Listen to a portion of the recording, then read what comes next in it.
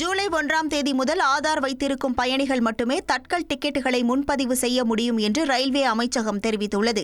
இதுகுறித்து அனைத்து மண்டலங்களுக்கும் ரயில்வே அமைச்சகம் அனுப்பியுள்ள சுற்றறிக்கையில் ஜூலை 1ஆம் தேதி முதல் ஆதார் உறுதிப்படுத்தப்பட்ட பயணிகள் மட்டுமே IRCTC இணையதளம் மற்றும் செல்போன் செயலியில் தட்கல் டிக்கெட்டுகளை முன்பதிவு செய்ய முடியும் என்று தெரிவிக்கப்பட்டுள்ளது. தட்கல் திட்டத்தின் பலன்களை இறுதி பயனர்கள் பெறுவதை உறுதி செய்யவும் பொதுமக்களுக்கு நேரடியாக முன்பதிவு செய்யும் வாய்ப்பு அதிகரிக்கவும் இந்த முடிவு எடுக்கப்பட்டுள்ளதாக ரயில்வே அமைச்சகம் தெரிவித்துள்ளது.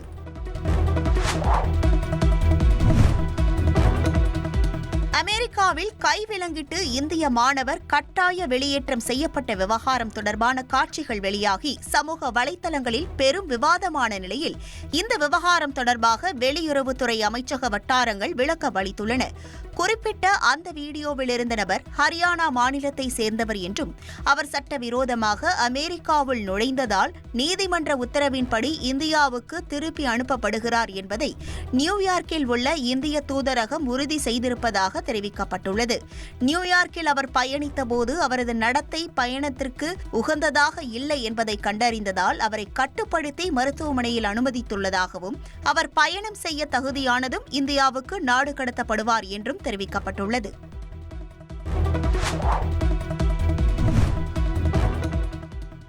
திண்டுக்கல் மாவட்டம் வேடச்சந்தூர் அருகே கோவில் திருவிழாவில் ஆடலும் பாடலும் நிகழ்ச்சியின் போது இளைஞர்கள் மோதிக்கொண்டதால் பலர் படுகாயமடைந்தனர். பூத்தாம்பட்டி பகுதியில் நடைபெற்ற ஆடல் பாடல் நிகழ்ச்சியை பார்க்க வந்த அம்மாப்பட்டி, கொடிக்காப்பட்டி கிராம இளைஞர்கள் குடிபோதையில் பூத்தாம்பட்டி கிராம மக்களை தாக்கியதாக கூறப்படுகிறது.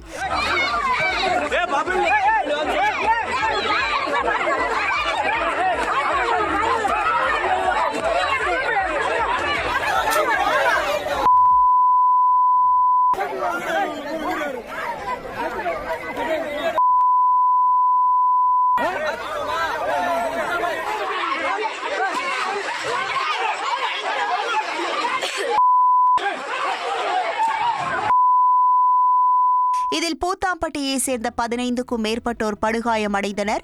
இந்த சம்பவம் குறித்து போலீசார் வழக்கு பதிவு செய்து இரு தரப்பினரையும் விசாரித்து வருகின்றனர்.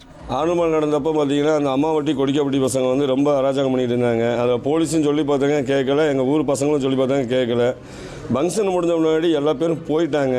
போன முன்னாடி இவங்க என்ன பண்ணிட்டாங்கன்னா மறுபடியும் இப்போ எல்லாம் போலீஸ் எல்லாம் போன முன்னாடி இருக்கிற பசங்களை பூரா போட்டு அடிக்க ஆரம்பிச்சிட்டாங்க. அதெல்லாம் கிட்டத்தட்ட ஒரு 10 பேர்த்துக்கு மேலே அடி. இப்போ எனக்கெல்லாம் பார்த்திங்கன்னா 3 தையல் போட்டிருக்கு. இன்னொரு பையனுக்கு 6 தையல் போயிருக்கு. அவர் திண்டுக்கல் சிகிச்சையில் இருக்கார். இப்போ அந்த அம்மாவட்டி கொடிக்காப்பட்டி பசங்க தான் அது போலீஸோ இல்லை கவர்மெண்ட்டோ எங்களுக்கு சட்டப்பிரகாரம் நடவடிக்கை எடுத்து தரணும். உடனே எங்களை அரெஸ்ட் பண்ணி அதுக்கு என்ன நிதியோ அவங்க வாங்கி தரணும்.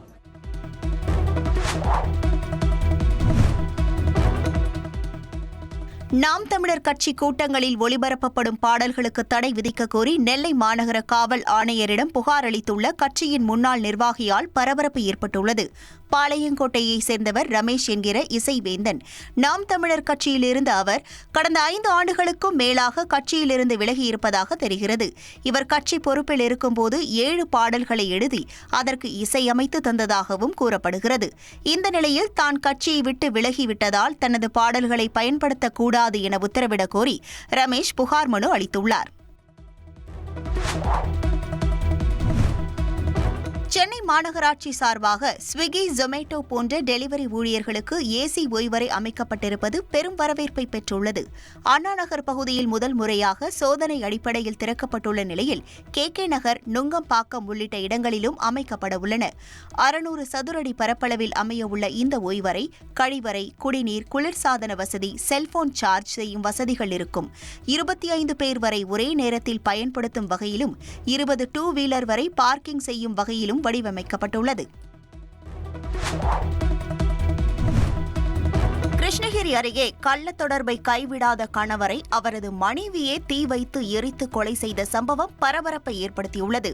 காவேரிப்பட்டினம் அருகே நேருபுரம் கிராமத்தை சேர்ந்த ரங்கசாமி, கவிதா தம்பதியருக்கு 2 மகள்களும் 1 மகனும் உள்ளனர். ஒரு மகளுக்கு திருமணமான நிலையில் மற்றொரு மகள் கிருஷ்ணகிரியில் உள்ள கல்லூரியில் படித்து வருகிறார். இந்த நிலையில் ரங்கசாமிக்கும் தருமபுரி மாவட்டம் காரிமங்கலத்தை சேர்ந்த பெண் ஒருவருக்கும் தவறான உறவு இருந்ததாக கூறப்படுகிறது. இது தொடர்பாக கவிதா தகராறில் ஈடுபட்டுள்ளார்.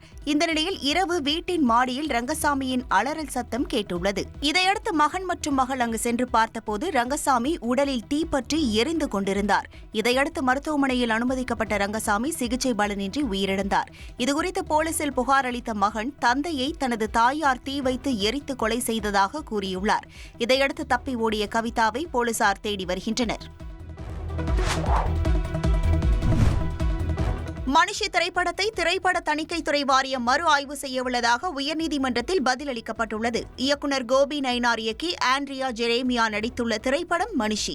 இதற்கு திரைப்பட தணிக்கை சான்று வழங்க மறுக்கப்பட்ட நிலையில் படத்தின் தயாரிப்பாளர் வெற்றிமாறன் சென்னை உயர்நீதிமன்றத்தில் வழக்கு தாக்கல் செய்தார். இந்த வழக்கில் ஆஜரான திரைப்பட தணிக்கைத்துறை வாரியம் மனிஷி திரைப்படத்தை மீண்டும் பார்த்து மறு ஆய்வு செய்யவுள்ளதாகவும், ஆட்சேபகரமான காட்சிகள், வசனங்கள் நீக்கினால் சான்று வழங்கும் முடிவை மறு ஆய்வுக்குழு தெரிவிக்கும் என தெரிவித்தனர். மேலும் காட்சிகளை நீக்க மறுத்தால் திரைப்பட தணிக்கை வாரியத்திற்கு அறிக்கை அனுப்பப்படும் என தெரிவித்துள்ளனர். இந்த நிலையில் வழக்கு விசாரணை ஜூன் 17ஆம் தேதி தள்ளி வைக்கப்பட்டுள்ளது. நாட்டையே உலுக்கிய மேகாலயா ஹனிமூன் கொலை வழக்கில் கொலைக்கு திட்டமிட்டது முதல் கொலை செய்து உடலை வீசி எறிந்தவரை அனைத்திலும் சோனம் ரகுவன்ஷியின் பங்கு இருப்பது விசாரணையில் உறுதியாகியுள்ளது. மத்திய பிரதேசத்தை சேர்ந்த ராஜா ரகுவன்ஷி திருமணம் முடிந்த அடுத்த நாளே கொலை செய்யப்பட்டார். இது தொடர்பாக மனைவி சோனம் ரகுவன்ஷி போலீசிடம் ஒப்புதல் வாக்குமூலம் அளித்துள்ளார். காதலனுடன் சேர்ந்து சோனம் அரங்கேற்றிய கொலைக்கான திட்டமிடல் குறித்தும் கைது செய்யப்பட்டவர்களிடமிருந்தும் அதிர்ச்சி தகவல்கள் வெளியாகியுள்ளன. கூலிப்படையை சேர்ந்தவர்கள் மேகாலயாவிற்கு வந்த முதல் நாளே சக சுற்றுலா பயணிகள் போல நடித்து ரகுவன்ஷிக்கு நட்பாக ஹாய் சொல்லியிருப்பதும் விசாரணையில் தெரியவந்துள்ளது. அதோடு சோனத்தின் காதலன் ராஜ் சிங் குஷ்வா கடைசி நேரத்தில் ரகுவன்ஷியை பார்த்து பரிதாபப்பட்டு கொலை திட்டத்தை கைவிடும்படி வலியுறுத்தியதாகவும் சொல்லப்படுகிறது. நடந்த சம்பவம் தொடர்பாக கொலை வழக்கு பதிவு செய்த போலீசார் சோனத்தையும் காதலன் ராஜ் சிங் குஷ்வாவையும் கூலிப்படையை சேர்ந்தவர்களையும் கைது செய்து சிறையில் அடைத்துள்ளனர். இந்த சம்பவத்திற்கு பிறகு சோனத்தின் பெற்றோரும் இப்படியானதொரு மகள் தங்களுக்கு தேவையே இல்லை என தெரிவித்ததோடு சோனத்திற்கு அதிகபட்ச தண்டனையை வழங்க வேண்டுமென வலியுறுத்தியுள்ளனர். அமெரிக்காவில் சட்டவிரோத குடியேற்ற திருத்த சட்டத்திற்கு எதிர்ப்பு தெரிவித்து 5வது நாளாக லாஸ் ஏஞ்சல்ஸ் நகரில் போராட்டம் நடைபெற்றது. அமெரிக்காவில் சட்டவிரோதமாக தங்கியிருப்பவர்களை கைது செய்யும் நடவடிக்கையை ட்ரம்ப் நிர்வாகம் கடந்த 7ஆம் தேதி தொடங்கியது. இதற்கு எதிர்ப்பு தெரிவித்து லாஸ் ஏஞ்சல்ஸ் நகரில் உள்ள வெளிநாட்டு தொழிலாளர்கள் போராட்டத்தில் ஈடுபட்டு வருகின்றனர். இரவில் போராட்டத்தில் ஈடுபடும் தொழிலாளர்கள் வன்முறை மற்றும் கொள்ளை சம்பவங்களில் ஈடுபடுவதாக கூறி இரவு நேர ஊரடங்கு உத்தரவை மாநகர மேயர் பிறப்பித்துள்ளார். இருப்பினும் ராணுவத்தினரை வரவழைத்து கைது நடவடிக்கையை ட்ரம்ப் நிர்வாகம் தீவிரப்படுத்தியுள்ளது. இதுவரை 350க்கும் மேற்பட்டோர் கைது செய்யப்பட்டுள்ள நிலையில் தடை உத்தரவையும் மீறி போராட்டம் தொடர்கிறது.